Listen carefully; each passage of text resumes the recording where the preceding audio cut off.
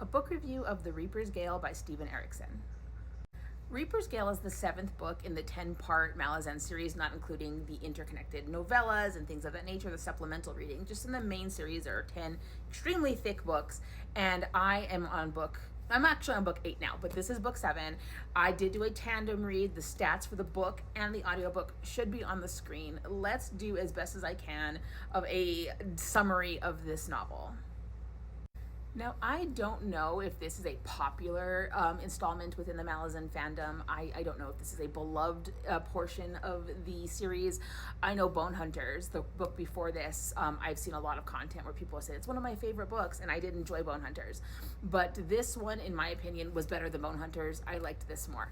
I will never turn down a book with the POVs of Tehol and Bug, Rulad, Karsa Orlong, Akarium.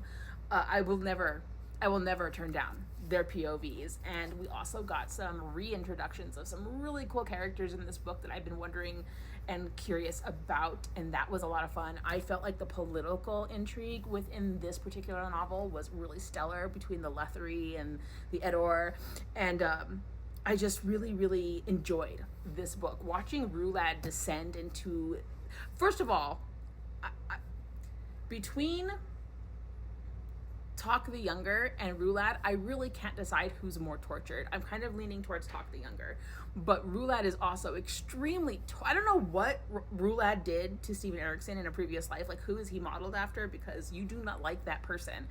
Rulad is abused throughout this entire series, and he has become one of my most loved POVs because it's just so, like, it's just so interesting what is happening. The crippled god is putting him through it, and I'm here for it. We have Karsa Orlong and Karium, who are destined to cross swords with Rulad. We have just so many things happening with that POV that every time it popped up, I was like, yes, give me more. I need more tidbits. I need more. I need it.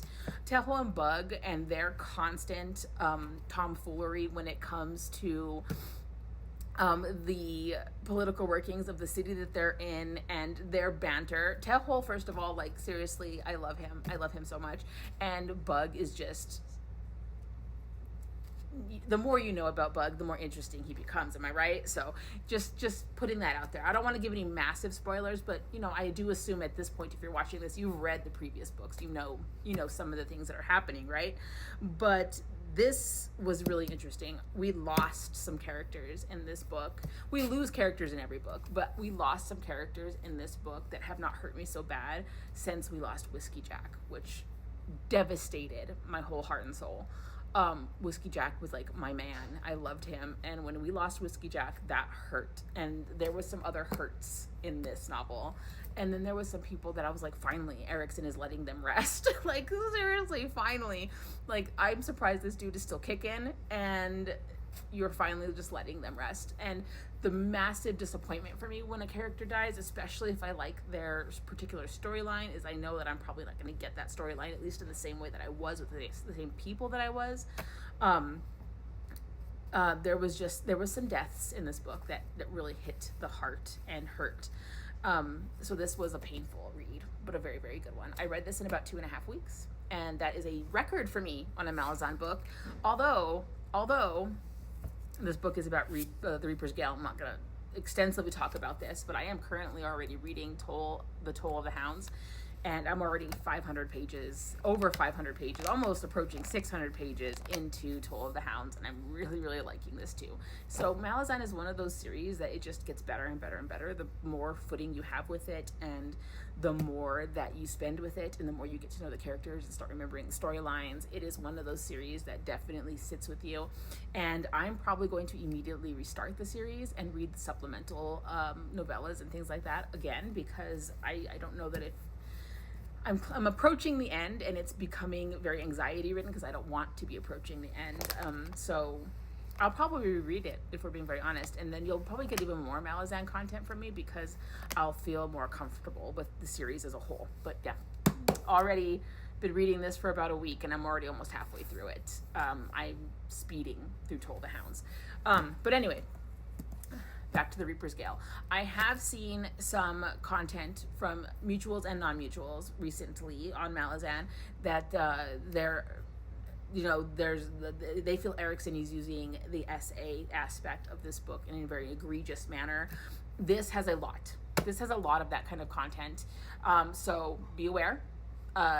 It's going to be probably within every book, I would assume. At this point, this is book 7. It's been in every book. I just come to expect it at this point. But there is triggering content within this series. It is a dark fantasy. And it is just a nature of the beast with Malazan. So, yes, this is probably one of the higher ranking books where I feel like there was a lot of sexual content, abuse, and the like in this particular installment. It does not bother me, but I know it does bother some people. So, just a little forewarning that it is very prominent throughout the Reaper's Gale.